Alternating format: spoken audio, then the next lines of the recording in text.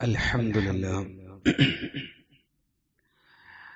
نحمده ونستعينه ونؤمن به ونتوكل عليه ونعوذ بالله من شرور أنفسنا ومن سيئات أعمالنا من يهده الله فلا مضل له ومن يضلله فلا هادي له وأشهد أن لا إله إلا الله وحده لا شريك له وأشهد أن محمدا عبده ورسوله أرسله بالهدى ودين الحق ليظهره على الدين كله ولو كره المشركون اللهم صل على محمد وعلى آل محمد كما صليت على إبراهيم وعلى آل إبراهيم إنك حميد مجيد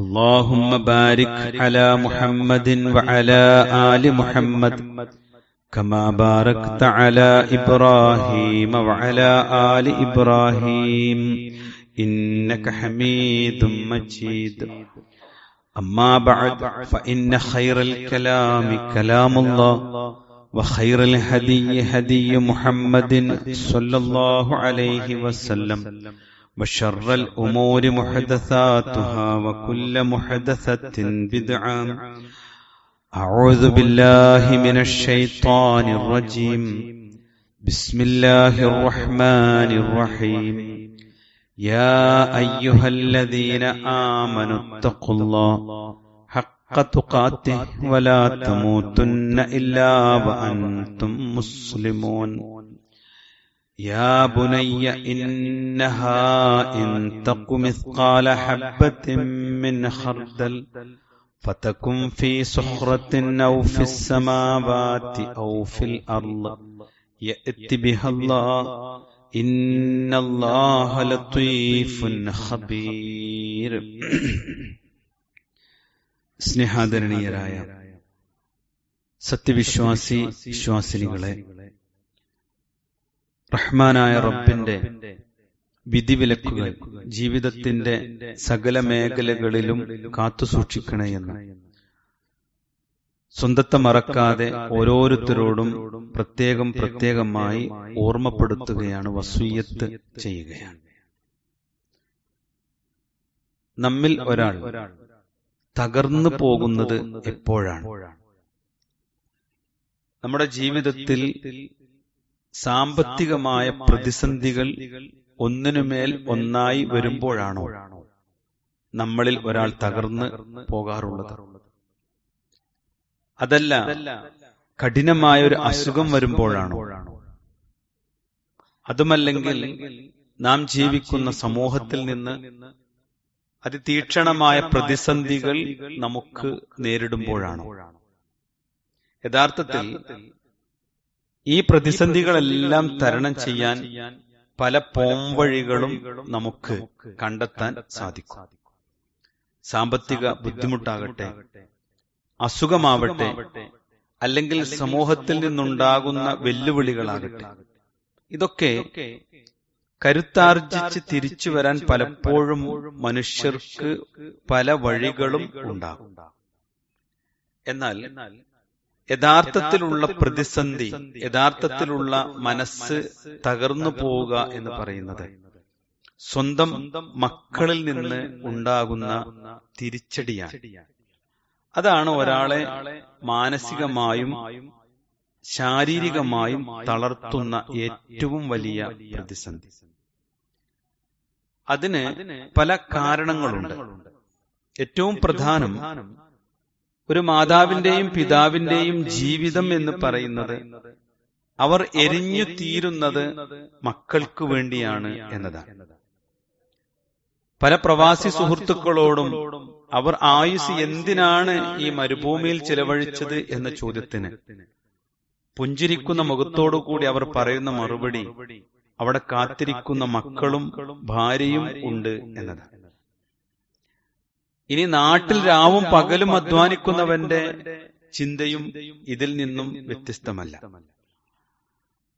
കാരണം സഹോദരങ്ങളെ, നമ്മൾ ജീവിച്ച് ഉണ്ടാക്കിയ ഈ സമ്പത്തിന്റെ, ഈ ഒരു തറവാടിത്വത്തിന്റെ എല്ലാ അധികാരങ്ങളുടെയും ഉടമകളായി ഇനി മക്കളാണ് വരാനുള്ളത് എന്ന പ്രതീക്ഷ തകരുമ്പോഴാണ് നമ്മൾ ഏറെ തളർന്നു പോകുന്നത് എന്നതാണ് ഞാൻ പറഞ്ഞതിന്റെ ചുരുക്കം. ആ മക്കൾ തല തിരിഞ്ഞു പോയാൽ എന്താകും സംഭവിക്കുക എന്ന് ഇന്നിന്റെ കാലത്ത് നോക്കി കുറെ വിശദീകരിക്കേണ്ടതില്ല. നമ്മുടെ ജീവിതത്തിൽ രക്ഷിതാക്കളായ നമ്മൾ ശ്രദ്ധിക്കേണ്ടുന്ന ചില പ്രധാന ചതിക്കുഴികൾ, നമ്മുടെ മക്കൾ അകപ്പെട്ടു പോകാൻ ഇടയുള്ള പ്രധാനപ്പെട്ട ചതിക്കുഴികൾ, പ്രത്യേകിച്ച് നമ്മൾ ഒരു വേനൽ അവധിയുടെയും അതുപോലെ തന്നെ ആഘോഷങ്ങളുടെയും ടൂറുകളുടെയും ഒക്കെ ഒരു പശ്ചാത്തലത്തിലാണ് ഇന്ന് നമ്മുടെ കുടുംബമുള്ളത്. ഈ ഒരു സന്ദർഭത്തിൽ പ്രത്യേകം ശ്രദ്ധിക്കേണ്ടുന്ന ചതിക്കുഴികൾ നമുക്കറിയാവുന്നതാണ്.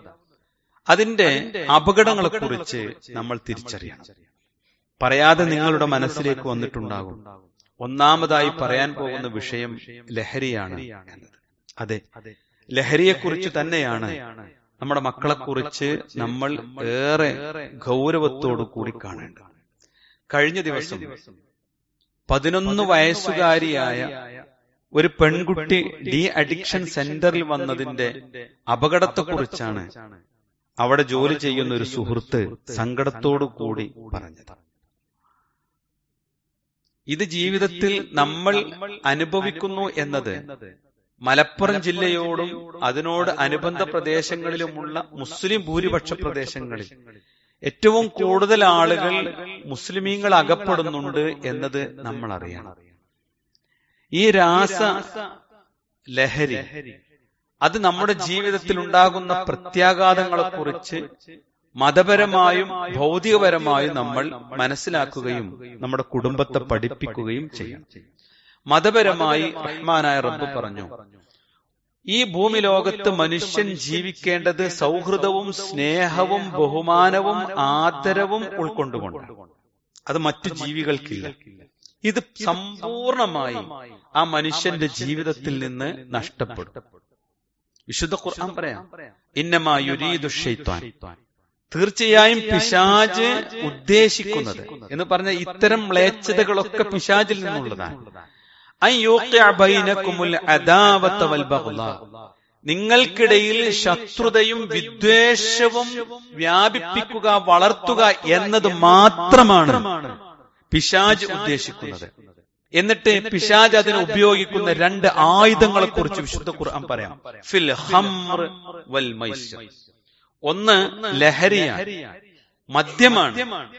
മറ്റൊന്ന് ചൂതാട്ടമാണ്, മൈസിറാണ്. ലോട്ടറി പോലെയുള്ള പണം സമ്പാദിക്കുവാനുള്ള അത്യാർത്തിയിൽ നിന്ന് അന്യരുടെ സ്വത്ത് ആഗ്രഹിച്ചുകൊണ്ട് എന്തൊക്കെ നടത്തുന്നുവോ അതിനൊക്കെ ചൂതാട്ടം എന്നാണ് പറയാൻ.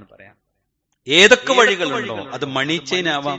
ഈ പുതുതലമുറക്ക് പരിചയമുള്ള ഏതൊക്കെ ഹലാലല്ലാത്ത വിഭവങ്ങൾ, ഹലാലല്ലാത്ത രൂപത്തിലുള്ള ഇടപാടുകളെയാണ് ഇവിടെ മൈസിർ എന്ന് പറയുന്നത്. അധ്വാനമില്ലാതെ അന്യന്റെ കാശ് പോക്കറ്റിലാക്കാൻ ചിന്തിക്കുന്ന ഒക്കെ ഇതിൽ അള്ളാഹു നമ്മെ കാത്തു സംരക്ഷിക്കുമാറാവട്ടെ. കാരണം സ്വത്തിനോട് അത്രമാത്രം ഇഷ്ടമാണ് നമുക്കും പുതുതലമുറക്കും. അള്ളാഹു സുബ്ഹാനഹു വ തആല പിശാച് ഉപയോഗിക്കുന്ന ഈ 2 ആയുധങ്ങൾ കൊണ്ട് ശത്രുതയും വിദ്വേഷവും മാത്രമാണ് ഉണ്ടാവുക. ഒരു പിതാവിനെ തിരിച്ചറിയാൻ കഴിയാത്ത, മാതാവിനെ തിരിച്ചറിയാൻ കഴിയാത്ത, അല്ലെ, ഒരു കുടുംബത്തിലെ മുഴുവൻ ആളുകളെയും വെട്ടിക്കൊന്ന് ആയുധം കഴുകി വൃത്തിയാക്കാൻ വരെ മനസാക്ഷിയുള്ളവർ ഉണ്ട്. ഒരു അറവുശാലയിലെ മൃഗത്തെ അറുത്ത് കീശാക്കുന്നതിനേക്കാൾ വേഗതയിലും എളുപ്പത്തിലും നമ്മെ മനുഷ്യരെ, മാതാപിതാക്കളെ വെട്ടിനുറുക്കി കീശാക്കുന്ന മക്കളുണ്ടാകുമ്പോ അവരെ എന്താണ് ഇത് പ്രേരിപ്പിക്കുന്നത് എന്നതിനെ കുറിച്ച് ദീന് പറയാണ്, വിശുദ്ധ ഖുർആൻ പറയാണ്. അത് ലഹരിയാണ്, അത് പണത്തോടുള്ള ആർത്തിയാണ്. ഈ ഒരു വികാരത്തെ നമ്മുടെ മക്കൾക്ക് പറഞ്ഞു കൊടുക്കുക എന്നതാണ്. എന്നിട്ട് റഹ്മാനായ റബ്ബ് പറഞ്ഞു, ഇത് രണ്ടും സംഭവിക്കുന്നതോടുകൂടി വയസുദ്ധക്കും ദിക്രില്ല, അള്ളാനെ കുറിച്ചുള്ള ഓർമ്മ അവന്റെ മനസ്സിൽ. പിന്നെ അള്ളാനെ ഓർക്കാൻ വേണ്ടി അള്ളാഹു നിശ്ചയിച്ച നിസ്കാരം, നിസ്കാരത്തുനിന്നുണ്ടാകുന്നു. ഇതില് മദ്യപിച്ചിട്ടില്ലെങ്കിൽ രണ്ടാമത് പറഞ്ഞ മൈസർ ഉണ്ടെങ്കിലും ഈ ഒരു അസുഖം ഉണ്ടാവും.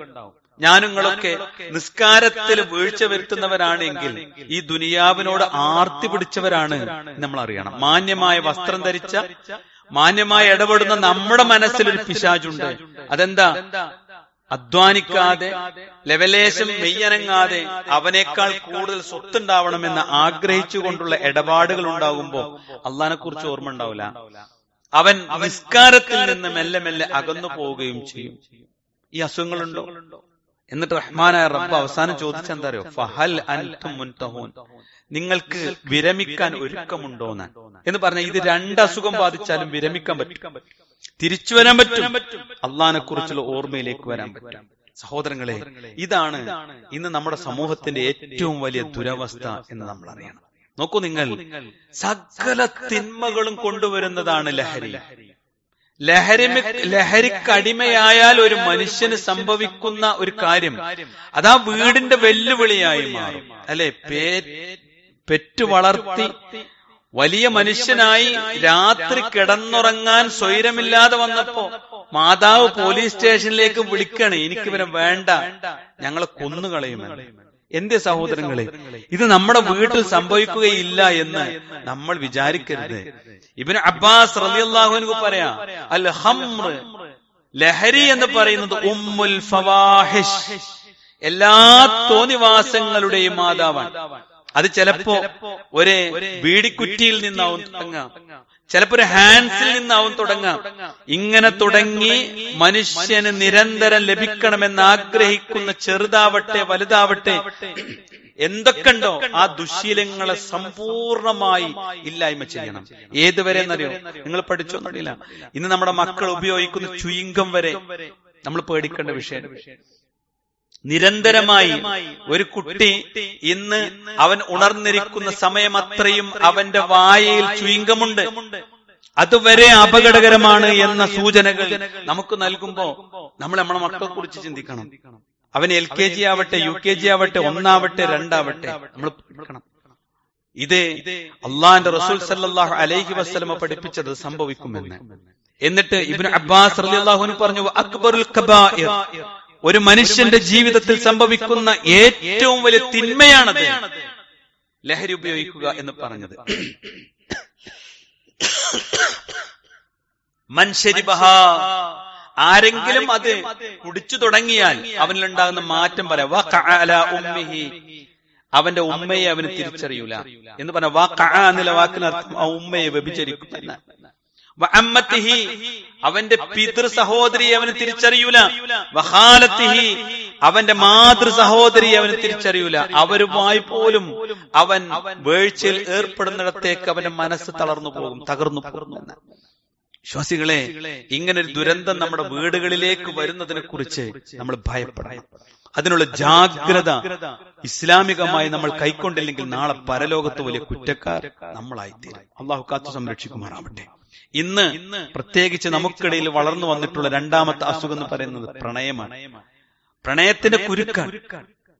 ഞാൻ ഈ ഒരു വാക്കുകൾ പറയാൻ ചില സാഹചര്യങ്ങളുണ്ട്. സഹോദരങ്ങളെ, എന്നോട് നേരത്തെ പറഞ്ഞ അതേ സുഹൃത്ത് പറഞ്ഞു 9 ആണുങ്ങളോട് ആൺ സുഹൃത്തുക്കളോട് ഒരേ സമയത്ത് ചാറ്റ് ചെയ്യുകയും ബന്ധം സ്ഥാപിക്കുകയും പ്രണയിക്കുകയും ചെയ്ത് അതിന്റെ എന്താ പറയാ അങ്ങേ അറ്റത്തെ മാനസിക തകർച്ചയിൽ നിന്നാണ് ഡി അഡിക്ഷൻ ക്യാമ്പിലേക്ക് കുട്ടികൾ വരുന്നത്. നമ്മൾ വിചാരിക്കും 25 വയസ്സല്ലേ. അല്ല സുഹൃത്തുക്കളെ, അല്ല രക്ഷിതാക്കളെ, 13, 14, 15, 16 വയസ്സുള്ള കുഞ്ഞു പെൺമക്കളാണ് വരുന്നത്. ഒരേ സമയത്ത് 5, 8 ആളുകളോട്, അതിനൊക്കെ പുതിയ പുതിയ പേരുകൾ ആളുകൾ കൊടുത്തിട്ടുണ്ട്. അത് ബെസ്റ്റി എന്നും അത് ഇത് എന്നൊക്കെ പറഞ്ഞ് നിങ്ങൾക്ക് എന്നേക്കാൾ കൂടുതൽ അറിയും. എന്തൊക്കെ പേരാന്നറിയോ? ബന്ധങ്ങൾ സ്ഥാപിക്കാൻ വേണ്ടി. ഇത് മുഴുവൻ എത്തിച്ചേരുന്നത് എവിടെയാണ്? അതൊക്കെ ലൈംഗികതയിലാണ് എത്തിച്ചേരുന്നത്. എന്നിട്ട് എന്തൊക്കെ സംഭവിക്കുന്നു? ചവറ്റുകട്ടയിൽ അവിഹിത ഗർഭങ്ങളുടെ കുഞ്ഞുങ്ങൾ, നവജാത ശിശുക്കൾ ഉണ്ടാകുന്നു. 15 വയസ്സുകാരി പ്രസവിക്കുന്നു, 13 വയസ്സുകാരി പ്രസവിക്കുന്നു. ഇത് നമ്മുടെ വീട്ടിൽ ഒരു മൊബൈൽ ഫോൺ കൊണ്ടുവന്ന ദുരന്തമാണെങ്കിൽ ഇനിയും അത് തിരിച്ചറിയാത്ത രക്ഷിതാക്കളായി വിഡ്ഢികളായി ജീവിക്കുന്നെങ്കിൽ ഇഹലോകത്ത് ചിലപ്പോൾ നമ്മൾ രക്ഷപ്പെട്ടു പോകും. നാളെ അള്ളാന്റെ കോടതിയിൽ നമ്മൾ രക്ഷപ്പെടൂല. റസൂലുള്ളാഹി സ്വല്ലല്ലാഹു അലൈഹി വസല്ലം പറയാൻ, ലാ യഖ്ലുവന്ന റജുലുൻ ബിഇംറഅത്തിൻ, ഒരു പെണ്ണിന്റെ കൂടെ ഒരു ആണ്, അവർ രണ്ടുപേരുമാകുന്ന ഒരു സാഹചര്യം അന്യരാണെങ്കിൽ ഉണ്ടാവാൻ പാടില്ല എന്ന്. എത്ര കണിശമാണ്, എത്ര സുന്ദരമാണ് നിയമം. നമ്മുടെ ജീവിതത്തിൽ അങ്ങനെ സാഹചര്യം ഉണ്ടാവാൻ പാടില്ല. ഉണ്ടായാൽ നേരത്തെ പറഞ്ഞ മദ്യത്തെയും ചൂതാട്ടത്തെയും പിശാചിലേക്ക് ചേർത്ത് വെച്ചതുപോലെ അള്ളാന്റെ റസൂല് പറഞ്ഞു, അവിടെ ഇല്ലാ കാന സാലിസുഹുമാ അശ്ശൈത്താൻ, അവരെ ഇടയിൽ മൂന്നാമനായി ശൈത്താൻ ഉണ്ടാകും. ആ ശൈത്താൻ അവരെ എല്ലാവിധ തിന്മകളിലേക്കും കൊണ്ടുപോകും. അതോടുകൂടി കുടുംബബന്ധം തകരും, അവന്റെ സാമൂഹിക ബന്ധങ്ങളില്ലായ്മ ചെയ്യപ്പെടും. എത്ര വലിയ ആളാണെങ്കിലും എത്ര വലിയവനാണെങ്കിലും ജീവിതം ഇഹത്തിലും പരത്തിലും നഷ്ടപ്പെടും. അതിന് ഇന്ന് വളരെ വലിയ സാധ്യതകളുണ്ട്. ഇത് തിരിച്ചറിഞ്ഞുകൊണ്ട് വളരെ വൃത്തിയായി ഭംഗിയായി കുടുംബജീവിതത്തെക്കുറിച്ച്, നാളെ പരലോകത്ത് വരാനിരിക്കുന്ന ശിക്ഷയെക്കുറിച്ച് നമ്മൾ ബോധവാന്മാരാവുകയും ചെറുപ്പക്കാരെ, സുഹൃത്തുക്കളെ, ജീവിതത്തിൽ അള്ളാഹുവിന്റെ ദീനിനെ സ്നേഹിക്കാൻ നിങ്ങൾ തീരുമാനിക്കുകയും ചെയ്യണം. മറ്റൊന്നിനെ പ്രണയിച്ചത് കൊണ്ട് ജീവിതത്തിൽ ഒരു വിജയവും ഇഹത്തിലും പരത്തിലും ലഭിക്കാൻ പോകുന്നില്ല. അള്ളാഹു കാത്തു സംരക്ഷിക്കുമാറാവട്ടെ. മൂന്നാമത്തെ ദുരന്തം എന്ന് പറയുന്നത്, നമ്മുടെ ചുറ്റുപാടും ഇന്ന് ആളുകൾ വലിയ വ്യവസായിക അടിസ്ഥാനത്തിൽ വളർത്തിക്കൊണ്ടുവന്നിരിക്കുന്ന പുതിയ ലിബറൽ തിയറികളും ചിന്തകളുമാണ്. എല്ലാ അർത്ഥത്തിലും ഇന്നത്തെ ഗവൺമെന്റിന്റെ ഭാഗത്തു നിന്നും സമൂഹത്തിലെ വ്യത്യസ്തങ്ങളായ തുരുത്തുകളിലെ അനാശാസ്യ പ്രവർത്തകർ അല്ലെങ്കിൽ തിന്മകൾ ആഗ്രഹിക്കുന്നവർ, ഈ സമൂഹത്തിന്റെ മ്ലേച്ഛതകളിൽ ജീവിച്ച് അഭിരമിക്കണമെന്ന് ആഗ്രഹിക്കുന്ന, കോട്ടും സൂട്ടും അണിഞ്ഞ് വിദ്യാഭ്യാസമുണ്ടെന്ന് പറയുന്ന ആളുകൾ കൊണ്ടുവരുന്ന പുതിയ പുതിയ ചിന്തകളാണ്. അല്ലെ, കേൾക്കാൻ നല്ല രസമാണ്. മൈ ബോഡി മൈ റൈറ്റ്, എന്റെ ശരീരം എന്റെ അവകാശം. ശരിയാണ് അല്ലേ? അതുകൊണ്ട് എന്തും ചെയ്യാം എന്നതാണ് ഈ പുതുതലമുറയെ എല്ലാ പരസ്യവും വെച്ച് ആളുകൾ പഠിപ്പിക്കണേ. എന്നിട്ട് എന്തു പറ്റി ഈ സമൂഹത്തിന്? എല്ലാം തകർന്ന, ഒരു ലക്ഷ്യബോധമില്ലാത്തൊരു സമൂഹത്തെയാണ് ഇവിടെ ഉണ്ടായത്. അല്ലേ? കുടുംബജീവൻ തകർന്നു പോയില്ലേ സഹോദരങ്ങളെ? പെൺകുട്ടികളോട് ചോദിക്ക്, വിവാഹം എന്നത് അവർക്ക് ഇഷ്ടമില്ലാത്ത കാര്യം. യുവാക്കളോട് ചോദിക്ക്, അവർക്ക് വിവാഹം വേണ്ട. കാരണം എന്താ അറിയോ? ഇന്ന് അതിനേക്കാൾ സൗകര്യപൂർണമായ എന്തെല്ലാം സംവിധാനങ്ങളാണ്. ലോഡ്ജുകളിൽ അവർക്ക് പ്രത്യേകമായി മുറികളാണ്. അല്ലെ, ഓൺലൈനിൽ ബുക്ക് ചെയ്യാൻ പറ്റും. ഒരു പ്രൂഫും കൊടുക്കണ്ട. ലോഡ്ജുമായി ബന്ധപ്പെട്ടവർ നിങ്ങൾ ചോദിച്ചു നോക്ക്. നമ്മളെ മക്കൾ കയറി ഇറങ്ങുന്ന ഫോട്ടോ കിട്ടുമ്പോഴേ നമ്മൾക്കൊക്കെ പേടിയാവും. അത്രമാത്രം ഭയാനകമാണ് വ്യഭിചാരത്തിന്റെ വാതിൽ. പേടിക്കണ്ടേ നമ്മള്? ഇത് ഗൗരവമുള്ളത് കൊണ്ടാട്ട ഓർമ്മപ്പെടുത്തുന്നത്. വിവാഹത്തിന് വിമുഖതയാണ്. കല്യാണം വേണ്ടായിരിക്കും. അതിന്റെ അർത്ഥം എന്താ? അവരെ കാര്യങ്ങളൊന്നും വേണ്ടെന്നാണോ? അല്ല. സന്യാസി ആയതാണോ? സൂഫി ആയതാണോ? അല്ല സഹോദരങ്ങളെ. ജീവിതത്തിന്റെ കാഴ്ചപ്പാട് മാറുകയും അന്തരീക്ഷം മാറുകയും മാതാവും പിതാവും കുടുംബവും കുടുംബാന്തരീക്ഷവും മക്കളും ഇങ്ങനെയുള്ള കെട്ടുപാടുകളൊന്നും വേണ്ടെന്ന് പറഞ്ഞ് ഒരു തരം എന്താ പറയാ, ഒരു തരം നിരാസത്തിന്റെ ലോകത്താണ് അവർ ജീവിക്കുന്നത്. മുസ്ലിമീങ്ങൾക്കിടയിൽ വൃദ്ധസദനങ്ങളുടെ കാഴ്ചപ്പാട് മാറിയില്ലേ? അല്ലേ? ഇന്ന് സൗകര്യമുള്ള സ്ഥലങ്ങൾ ഉണ്ടാക്കി അവിടെ കൊണ്ടുപോയി ഇടാണ്. വൃദ്ധസദനങ്ങൾ നമുക്കിടയിൽ പെരുകാൻ തുടങ്ങി. മാതാപിതാക്കളോടുള്ള ഉത്തരവാദിത്വങ്ങൾ മാറ്റിമറിക്കുന്ന കാഴ്ചപ്പാട് ഇന്ന് ആളുകൾക്കിടയിൽ പ്രചരിച്ചുകൊണ്ടിരിക്കുക. മറ്റൊന്ന് കരിയർ ഭ്രാന്താണ്. എന്തിനാ ജീവിക്കണമെന്ന് ചോദിച്ചാൽ ഒരു ജോലി അല്ലെങ്കിൽ എന്തെങ്കിലും ഒരു കരിയറിൽ എവിടെയോ എത്തിപ്പെടാനല്ല വല്ലാത്ത ശ്രമം, എല്ലാം മറന്നുകൊണ്ടുള്ള ശ്രമം. പിന്നെയോ നാട്ടിൽ നിൽക്കാൻ ആർക്കും താല്പര്യമില്ല. പുതുതലമുറക്ക് ഒട്ടും താല്പര്യമില്ല. യൂറോപ്പിനോടുള്ള ആ വലിയ ഇതൊക്കെ ഇപ്പൊ മാറിയിട്ടുണ്ട്. കാരണം അവിടെ പട്ടിണി കിടക്കേണ്ടി വന്നപ്പോ ആൾക്കാർക്ക് പോരാൻ തുടങ്ങിയിട്ടുണ്ട്. പക്ഷെ അവിടേക്ക് പോകാനുള്ള താല്പര്യം എന്താ? നിങ്ങൾ ഒരു 15 വയസ്സ് 10ാം ക്ലാസ്സുകാരങ്ങൾ വീട്ടിൽ ചോദിക്ക്. ഇത് ഓപ്പണായി പറയണേ സഹോദരങ്ങളെ. നമ്മളൊക്കെ വീട്ടിൽ മക്കളുള്ള ശ്രദ്ധിച്ചാൽ നമുക്ക് റഹ്മാനായ റബ്ബിന്റെ തൗഫീഖ് ഉണ്ടെങ്കിൽ രക്ഷപ്പെടും. അല്ലേ? നിഹലിസത്തിന്റെ കാലാണെന്ന്. എന്താ നിഹലിസം? ഒറ്റ ജീവിതമേ ഉള്ളൂ എന്നാണ്. അത് അടിച്ചു പൊളിക്കുന്ന ഒറ്റ ജീവിതം അടിച്ചു പൊളിക്കുക. എന്നിട്ട് ഒറ്റക്കുള്ള യാത്രകളാണ് ഇഷ്ടം. എന്താ ഒറ്റക്കുള്ള യാത്രകൾക്ക് ആദ്യ താല്പര്യം? എന്തും ചെയ്യാലോ, എവിടെയും പോകാലോ. 4 ഫേസ്ബുക്കിൽ ഫോട്ടോ അല്ലെങ്കിൽ ഇൻസ്റ്റാഗ്രാമിൽ ഫോട്ടോ ഇട്ടാൽ കുട്ടി എവിടെയെന്ന് അറിയാൻ ചെയ്യാൻ പറ്റും. അവൻ ഇന്നോടത്താണെന്ന് പറഞ്ഞ് സന്തോഷിക്കുന്ന മാതാപിതാക്കളും. ഇവൻ എന്തൊക്കെ തമ്മാടിത്തരം കൊണ്ടാ വരുന്നത്, അല്ലേ? ദീന് പഠിച്ച് ഖുർആൻ ഹിഫ്ളാക്കി ബാംഗ്ലൂരിലേക്കും വലിയ സിറ്റികളിലേക്കും ഒക്കെ മക്കളെ പറഞ്ഞയച്ച് കോഴ്സിന് പോയ കുട്ടികൾ ഇന്ന് ലഹരി വസ്തുക്കളുടെ പരിശോധനക്കുള്ള ശരീരം വിറ്റ് നടക്കുന്നത് നമ്മളറിയാം വാർത്തകളിൽ. എന്തേ സഹോദരങ്ങളെ സംഭവിച്ചത്? ഇത് ജീവിതത്തിൽ വന്ന മാറ്റമാണ്, അല്ലേ? നൈറ്റ് ലൈഫ് മണർക്കാട് അങ്ങാടിയിലില്ലേ? എത്ര സമയത്ത് വന്നാൽ അങ്ങാടി കൂടി നടക്കാം, എവിടെ ഇരുന്നാലും ഒരു പ്രശ്നമല്ല. ഗവൺമെന്റ് വരെ പ്രോത്സാഹിപ്പിക്കാൻ നൈറ്റ് ലൈഫിന്. നമ്മളെ വീട്ടിൽ നിന്ന് 15 വയസ്സുകാർ ഇറങ്ങിപ്പോരുമ്പോ മാതാവും പിതാവും ചോദിക്കില്ല എങ്ങട്ടാ? പ്രശ്നമല്ലല്ലോ. എന്നിട്ട് 25-30 വയസ്സായ ആളുകൾ അങ്ങാടികൾ തെണ്ടിത്തിരിഞ്ഞ് നടക്കുക. പണ്ടൊക്കെ പോലീസ് വണ്ടി തടുത്ത് പെരേക്ക് പറഞ്ഞയച്ചിരുന്നു. ഇന്നോ അവനെ വീട്ടിലേക്ക് പറഞ്ഞയക്കും പോലീസുകാർ. മാറിയില്ലേ സമൂഹം? ഇത് ഇത്രയും ഓർമ്മപ്പെടുത്തിയത് സഹോദരങ്ങളെ, ഇങ്ങനെ ദുരന്തം വിതക്കാൻ വേണ്ടി മാത്രം, അല്ലേ? എല്ലാതും കുറ്റപ്പെടുത്തല്ലോ, അല്ലെ? ടർഫ് കളി എന്താ ഈ സമൂഹത്തിന് സമ്മാനിച്ചത്? എല്ലാം ദുരന്തമാണെന്നില്ല, അതിലും കുറെ നന്മകൾ ഉണ്ടാവാം. എന്ത് സമ്മാനിച്ചു സഹോദരങ്ങളെ? വിശ്രമിക്കേണ്ട സമയത്ത് നേരം പുലരുന്നത് വരെ ചെറുപ്പക്കാർ കളിക്കാം. എന്നിട്ട് അവന് കളിയുടെ ആവേശം മൂക്കാനാണ് രാസലഹരിയുടെ മറ്റു വിശേഷങ്ങളിലേക്ക് അവൻ മെല്ലെ പോകുന്നത്. വീട്ടിൽ വന്ന് കിടന്നുറങ്ങുന്ന മകൾ ഒരു രക്ഷയില്ലല്ലോ. ആണും പെണ്ണും ഇതിലൊന്നും വ്യത്യാസമില്ല. അതുകൊണ്ട് പരുന്ത് വട്ടമിട്ട് പറക്കുന്ന ഒരു സമൂഹത്തിലാണ് ഞാൻ എന്റെ ജീവിതത്തിന്റെ സ്വപ്നമായി വളർത്തുന്ന മകനും മകളും ജീവിക്കുന്നത് എന്ന് നമ്മൾ അറിയണം. സഹോദരങ്ങളെ, ഇത്രയും ഓർമ്മപ്പെടുത്തിയത് ഇവരെ സംരക്ഷിക്കുക എന്നുള്ളത് നിർബന്ധമാണ്. അത് അല്ലാഹുവിന്റെ കൽപ്പനയാണ്.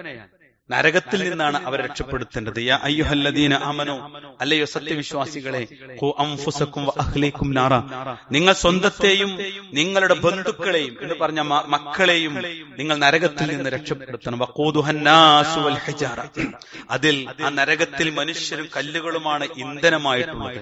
അലൈഹ മലായികത്തുൻ ഗലാദുൻ ശിദാദുൻ, അതികഠിനന്മാരായ മലക്കുകളാണ്, അതിനെ ശക്തന്മാരായ മലക്കുകളാണ് അള്ളാഹു കാവൽ വെച്ചിട്ടുള്ളത്.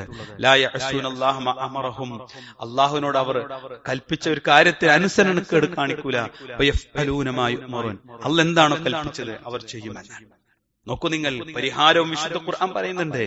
ലുഖ്മാൻ നബി അലൈഹിസ്സലാമിന്റെ ചരിത്രമാണ് അള്ളാഹ് അതിന് പറഞ്ഞിരുന്നത്. ലുഖ്മാൻ നബി എന്താ ചെയ്തത്? തന്റെ മക്കൾക്ക് പരലോകത്തെ കുറിച്ച് ഇങ്ങനെ പഠിപ്പിച്ചു കൊടുക്കാം.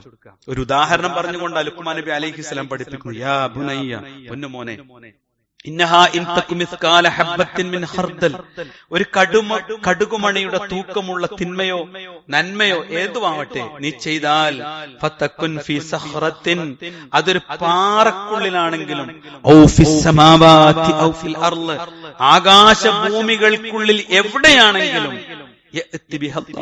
അതൊക്കെ കൊണ്ടുവരുന്നൊരു ദിനുണ്ട്. അള്ളാഹ് കൊണ്ടുവരും. ലുഖ്മാനായ ഞാൻ കണ്ടിട്ടില്ലെങ്കിലും നാളെ പരലോകത്ത് അള്ളാഹ് അത് കൊണ്ടുവന്ന് കാണിക്കും. ഇന്നല്ലാഹ ലത്തീഫുൻ ഖബീർ, തീർച്ചയായും അള്ളാഹു നയജ്ഞനും സൂക്ഷ്മജ്ഞനുമാണ് എന്ന് അദ്ദേഹം തന്റെ മക്കളെ പഠിപ്പിക്കുന്നത് വിശുദ്ധ ഖുർആൻ പറയുന്നുണ്ട്. അപ്പോഴാണ് മദ്രസ വിദ്യാഭ്യാസം അതൊരു ഗൗരവമുള്ള വിഷയമായിട്ട് മാറാം. മനസ്സിലായില്ലേ? തന്റെ കുട്ടി തജ്വീദോടുകൂടി ഖുർആൻ ഓതി അർത്ഥം പഠിക്കണമെന്ന അനിവാര്യത അവിടെയാണ് ഓർമ്മപ്പെടുക, അല്ലെ? LKGക്ക് ടോക്കൺ കൊടുത്തിട്ടല്ലേ പലരും ഇരിക്കണേ.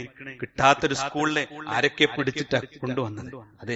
അതെ ദുനിയാവിനോടുള്ള സ്നേഹ വേണ്ടെന്ന് ഞാൻ പറയില്ല. പക്ഷേ അതേ മകനെ, അതേ മകൾക്ക് ആ കുഞ്ഞു ബാലന്റെ മനസ്സിൽ അല്ലാഹു അക്ബർ എന്ന് കേൾക്കാൻ, ലാ ഇലാഹ ഇല്ലല്ലാഹ് എന്ന് കേൾക്കാൻ, ഇഖ്റ ബിസ്മി റബ്ബിക്കല്ലദീ ഖലഖ് എന്ന് ഓതി പഠിക്കാൻ എന്റെ പ്രവാചകൻ മുഹമ്മദ് നബിയാണെന്ന് കൃത്യമായി ബോധ്യപ്പെടാനുള്ള അവസരം നമ്മൾ ഉണ്ടാക്കി കൊടുക്കണം. മറ്റൊന്നെന്താണെന്നറിയോ? മദ്രസാ പഠനം 5 കഴിഞ്ഞോനെ പിന്നീട് പഠിപ്പിച്ചിട്ടില്ല.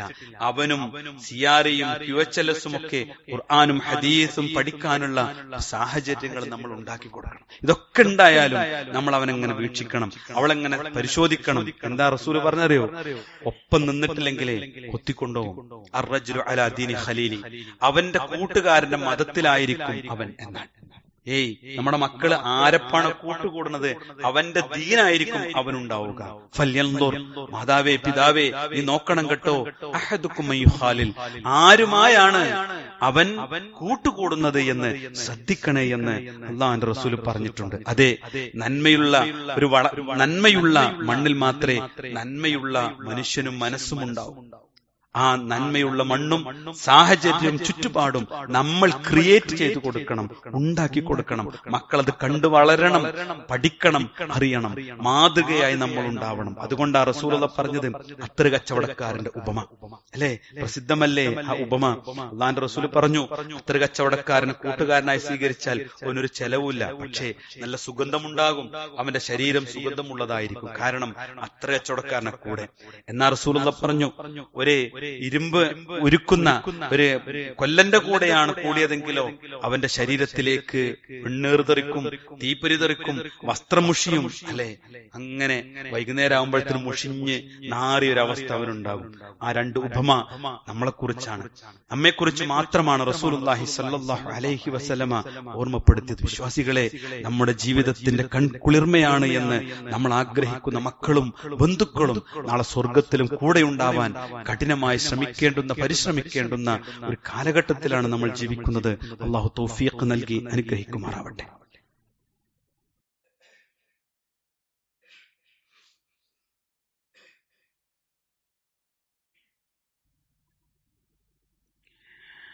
ഇന്നൽ ഹംദലില്ലാഹ് വസ്സലാത്തു വസ്സലാമു അലാ റസൂലില്ലാഹ് വഅലാ ആലിഹി വസഹ്ബിഹി അജ്മഈൻ. അമ്മാ ബഅദ്. സ്നേഹാദരണീയരായ വിശ്വാസിനികളെ, അള്ളാഹുവിന്റെ വിധിവിലക്കുകൾ ജീവിതത്തിന്റെ എല്ലാ മേഖലകളിലും കാത്തു സൂക്ഷിക്കണേ എന്ന് ഒരിക്കൽ കൂടി ഓർമ്മപ്പെടുത്തുകയാണ്.